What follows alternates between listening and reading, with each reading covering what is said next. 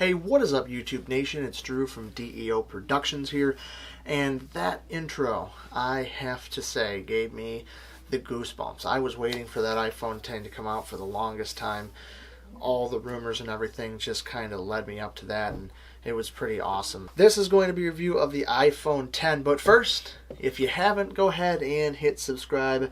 Check out the other videos up there and like some of those and comment and tell me anything I could be doing to bring better content to you guys. Thank you. So this video is not going to only serve as a review of the iPhone X, it is also going to serve as a sort of 6-month report card, since it has been about 6 months since the iPhone's come out. So there's no doubt that this is probably the best phone on the market. All the specs, the look, the design, everybody's talking about it. So let's take a quick tour of the outside of the phone so you can get a feel for the specs and some of the things I'm going to review later. I've got a case on this. Now, I do recommend a case. These are very pricey phones. You're talking about $1,000 or $1,149 depending on the storage configuration that you get. This is a Tech 21 case. Of course, I recommend this or any higher amount of protection, maybe the outer box or something like that. Again, this is an expensive phone. You don't really want to drop it. I'll go ahead and take the case off, throw it here aside, and we'll go over the phone real quick. Outside of the phone looks like pretty typical Apple stuff here. You got your speaker grills on the bottom with your lightning port, screws flanking each side. You've got your antenna bands that are kind of hidden, actually hidden really well. Good attention to detail by Apple here around this beautiful space gray stainless band on the outside, and that's one of the design features that I absolutely love.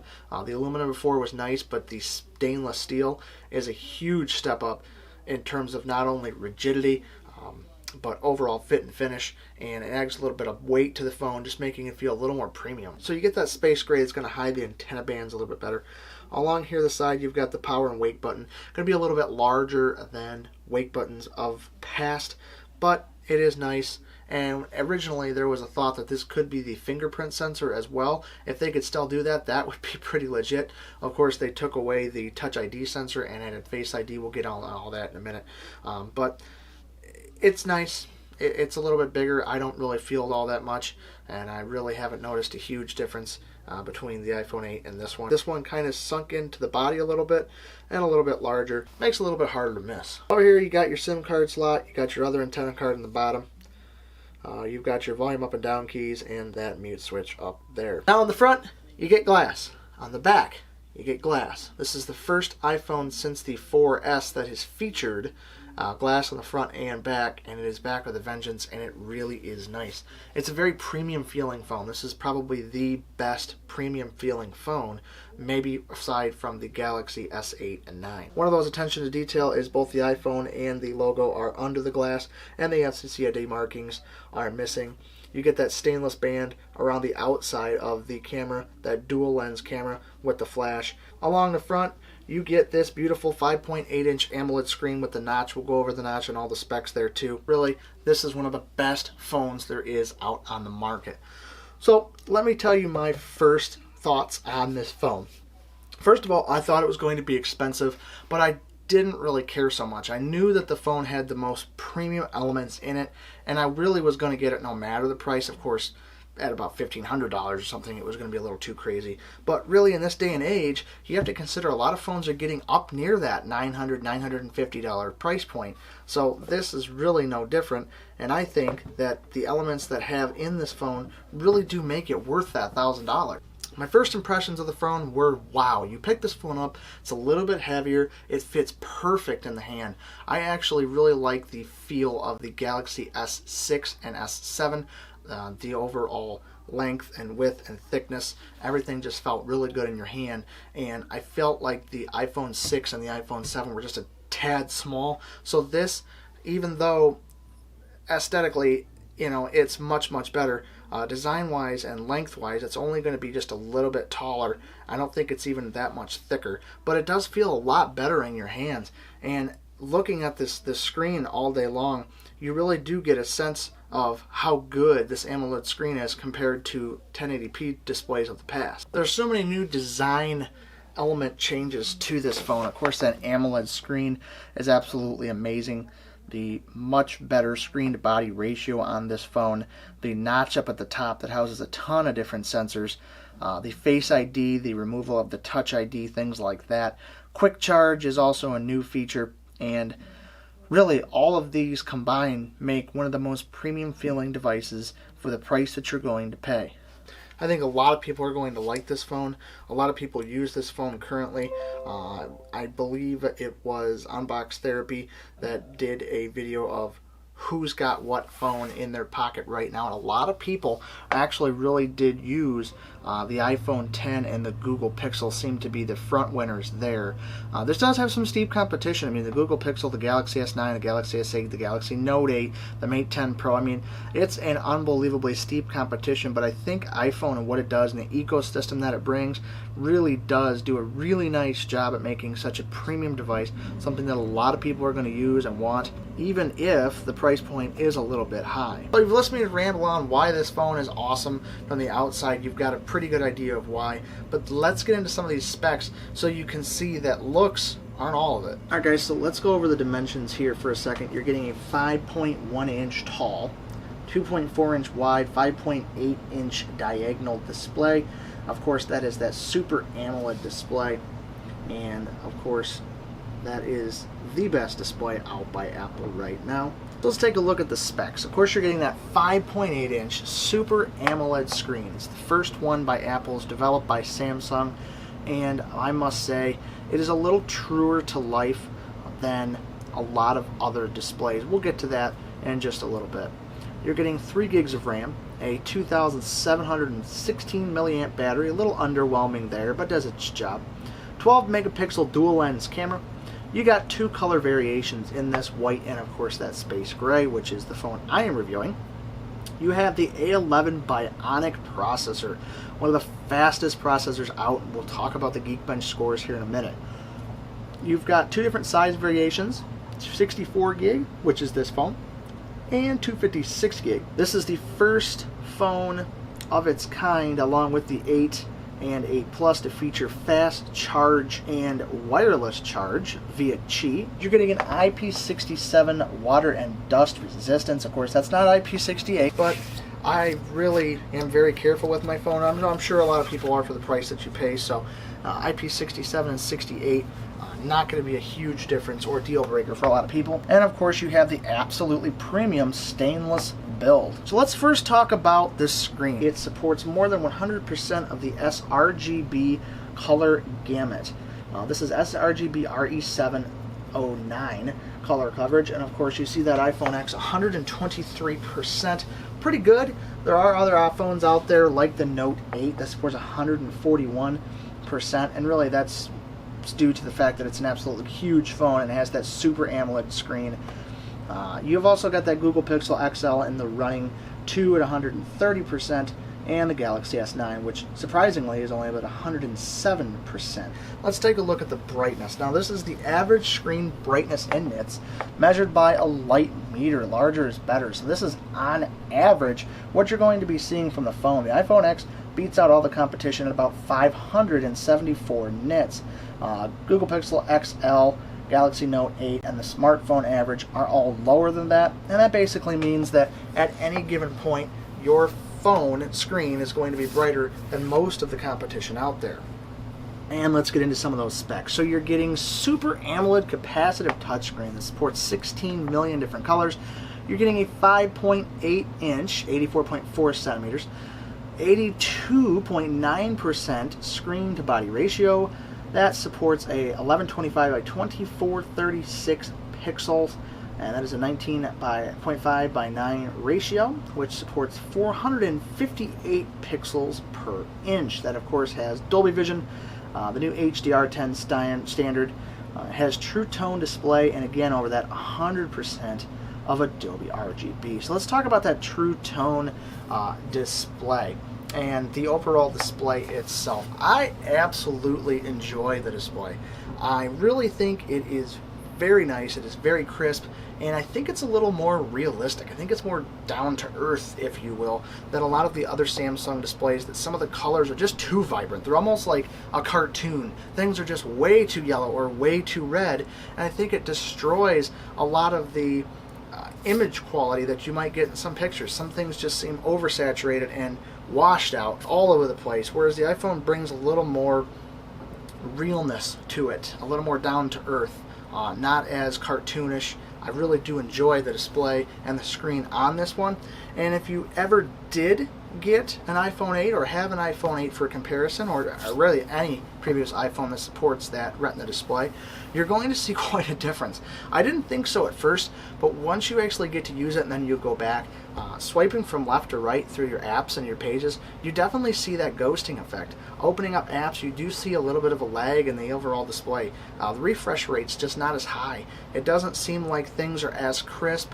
Text is certainly not as crisp, but that, again, this is a closer to 4K display, and you're going to have that 1080p, which, you know, is HD, but on a bigger screen like the iPhone 8 Plus, it just can't keep up, and I don't think it's as good as this display at all. Now, when you compare apples to apples, a lot of people are going to prefer that Samsung display over this. I actually prefer this over the Samsung displays for the reasons I mentioned before, and I will probably continue to support this display. Alright, so everybody wants to know about the Geekbench benchmarks. Benchmarks are, well, they're really important.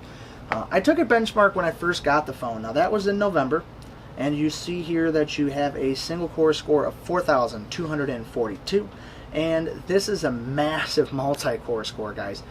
10,406, which I have not seen a smartphone get to that level yet. This is the most powerful processor made by Apple, and it absolutely shows here. So let me bring up a comparison chart here just in a minute, but I wanted to do that 6-month report card type of deal, and one of those things is to kind of compare now against what I'm seeing there. You see that your single core score actually is almost exactly the same, 2 points higher currently, and that multi-core score is a little bit lower, 10,385 to 10,406. So it's keeping its performance up. 6 months later, of course, that's one thing you're always going to get with Apple, is the performance is going to be there. All right, so where does this fit in the grand scheme of things? Well, as you can see here, the iPhone 8 Plus, 8, and 10, which all feature that A11 Bionic chip 6-core processor at 2,390 megahertz, all have above 10,000 on the multi-core score. That is unbelievable. It's really awesome. Take a look at the iPad Pros and all the other phones below it. And there's some steep competition there. I mean, Galaxy S8, S8 Plus, and I will bring up the S9 here in just a moment so that you can see it. But you see that the multi-core scores of those, even at 2 more cores than the iPhone, do really pale comparison to the number that the iPhone is putting up.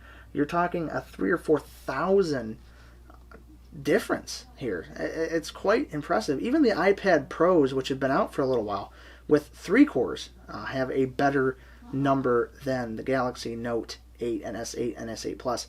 And I really attribute that to the fact that I believe that Apple takes the hardware that it has and the software, develops it in-house, and makes the same phone and makes everything integrate very well, which they can really tune what works the best and really take those numbers to that level that we are seeing. I promised that I was going to show you the S9. The S9 does beat out the S8, obviously, S9 and S9 Plus, which are by far the best Samsung phone there is, and aside from the iPhone, would be the only other phone, maybe the Pixel, that I would probably go to. That supports a multi-core score of 8,295, but still pales in comparison to that iPhone X. So when it comes to performance, that A11 Bionic chip, that 3 gigs of RAM, and that unbelievable display, well, they're second to really no one at this point. But with that display comes this cute little notch. Now, a lot of people hate the notch. You either gotta hate it or you love it. I don't have a problem with it. What I do have a problem with is the fact that a lot of apps aren't quite yet optimized to work with it. So you do get those black bars that kind of cut everything off that would make it the same size as a traditional display on, say, an iPhone 7 or an iPhone 8. A lot of people ask, why the heck do you need it? Why do you need the notch? And why are phones that are going to be coming out here soon going to be having that notch? Because let's be honest, there are a lot of sensors in that. As I pull up an image here that shows this, as you can see, there's a crap load of sensors in this one little notch. Now this notch doesn't seem real big. It's the biggest notch of the phones that is out there, but look at all the different sensors it has. Infrared camera, proximity sensor, that mic, that speaker, that 7 megapixel camera, that dot projector, which is for the FaceTime, all of this, and of course that stereo speaker. All of these different sensors are in that notch. And even though it may seem like it's just easy breezy lemon peasy to go ahead and put all these sensors behind the glass, it's not that easy, or else everybody else would have done it.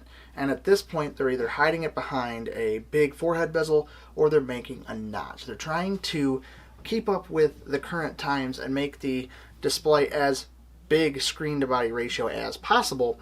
But in doing that, they have to put the sensors and the speakers somewhere. Okay, so we've talked about the notch. We've talked about the screen. Let's talk about the quick charge feature. Now, of course, this is not something that comes out of the box with a cable and everything ready to go. The feature's there, but you actually have to buy both the adapter and the cable, which cost around $75 if you're to buy both of those pieces separately. I did it. It's really, half the time I forget it's even there. It's not something that I'm using every single time, because most of the time I'm actually using the wireless charging. Better feature than probably the fast charging. It would be really nice if Apple could include it in the box. And it actually does work. It really does work very well, actually. Almost as fast as the Amoled or the Samsung chargers with that 50% in 30 minutes or something like that. That is about what you're getting with this. So it does work really well. It kind of sucks that you have to buy both of them in addition to the phone, because the phone, of course, costs $1,000, and now I got to go spend another $75. Build is premium. The screen is awesome. The notch is what the notch is, and of course that wireless charging and the fast charging. Talk about the camera for a second. Of course, let's throw some pictures up here. Now, as you can see, the camera quality is really, really good, and again, I think it nails the color correctness a lot better than the Samsung. Like, for example, the Rubik's Cube there probably would have been extremely distorted. Well, not distorted, but kind of blown out, really, when it comes to the photos. They just seem too bright, too vivid, and almost cartoonish in a way. I think they're a little more truer to nature than a lot of the other Samsung phones on the iPhone X. The low light pictures, as you're going to see here in just a second, are pretty good. They're actually really good. Nah, I don't take a lot of low light photos, but if you did want that, of course, that function is there. If you did want to see the 4K video, I actually have a couple videos I can link up there. I've actually filmed most of the videos that I'm doing before the Lumix G7 review on the iPhone, and the quality's really good, actually. I really enjoy it. It's just that .mov file and moving back and forth between the windows thing that kind of has me a little bit annoyed. I'd much rather use a SD card, pop it into my 9560 here, and move on. Speaker in this is absolutely incredible. It is probably the best speaker in phones today. Definitely beats the downward firing speakers on a lot of the other competition, and is one of the loudest phones that I've ever bared witness to listening. It really is incredible.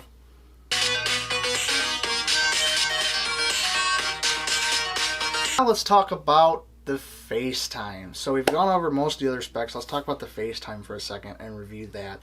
I like it. I've gotten used to it. You have to get used to it because the Touch ID is gone. I use Touch ID every single day of the world. I used it for purchasing. I used it for Apple Pay. I used it for in-app purchases. It was awesome. It was the best biometric reader I think there was in terms of the fingerprint. The FaceTime is something you have to get used to. It's something that takes a second, and when it's set up properly, it really is pretty quick. It definitely is responsive, and you barely even notice that it's getting your face half the time. Of course, that's one of the sensors that's in that notch that projects tons and tons of dots onto your face to get a feel of your face and actually map your face. And I have had yet to be able to foolproof it. I have not been able to get anybody to get a picture of me or anything like that to spoof it. I've even had identical twins have a phone set up with Face ID, and the other one try to use it, and I'm telling you, spitting images to the human eye, you can't tell the difference. And Face ID was able to detect the differences and say that, hey, it's not you. So Face ID really is secure. So if you're thinking it's not secure, it definitely is secure, and it is a really good facial recognition. There's retina display out there.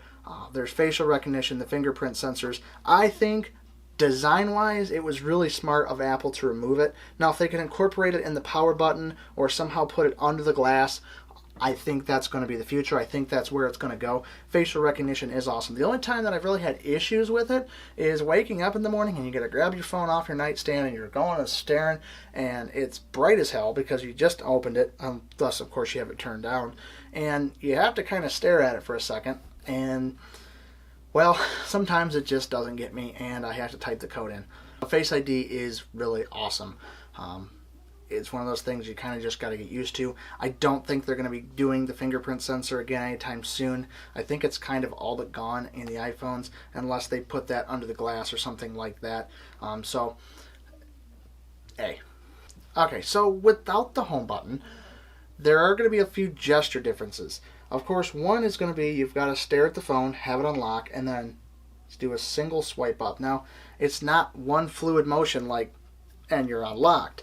You actually have to stare at the screen, and then once the unlock symbol comes up, you actually have to swipe the screen up. I don't have a problem with it. A lot of people do, but it's one of the gesture changes you're going to have to get used to. Of course, swipe up from the bottom now to close an app. You swipe down from the left side to get your notification center. You swipe down from the right side to get that control panel. And changing between apps now, you come into the lower right hand corner and do a force touch, and it will bring up all your open apps.